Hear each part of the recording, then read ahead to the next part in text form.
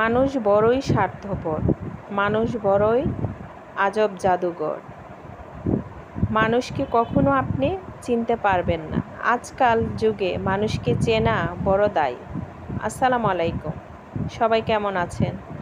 আর এই যে আমি শর্টকাটভাবে রান্না করছি।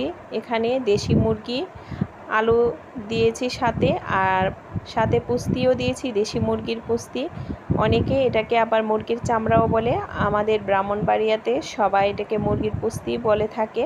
আর এখানে দেখেন আদা, রসুন, পেঁয়াজ, জিরা, এলাচি, দারচিনি, লং, হলুদ, মরিচ আর সরিষার তেল দিয়ে দিলাম।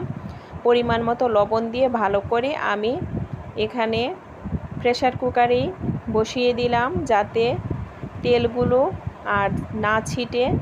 দেখা যায় অনেক সময় ছোট ডেগে বসিয়ে যদি বসাই তাহলে তেলটা ছিটে, তাই আমি আজকে এই প্রেসার কুকারেই বসিয়ে দিলাম। আর এই যে দেখেন মাংসটা ভালোভাবে কষানো হচ্ছে। আলুটাও আমি একসঙ্গে দিয়ে দিয়েছি, যাতে একসঙ্গে কষানো হয়।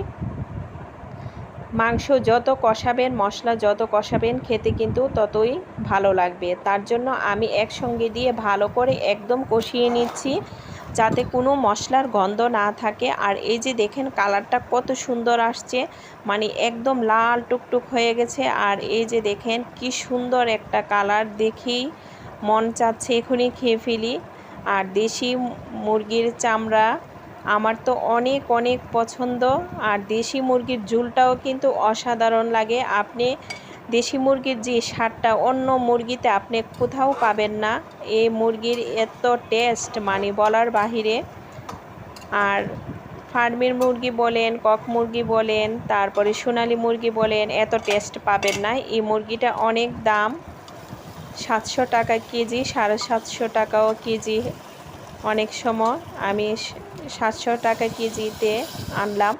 আর এখন আমি পরিমাণ মতো পানি দিয়ে দিলাম। এটা কিন্তু আমি অনেক ভালো করে কষিয়েছি, তারপরে আমি ঝোলটা দিয়েছি। আর এই যে দেখেন ঝোলটাই তো মাশাআল্লাহ দেখতে অসাধারণ লাগছে, আর খেতে তো অনেক ভালো লেগেছে। সবাই ভালো থাকবেন। আল্লাহ।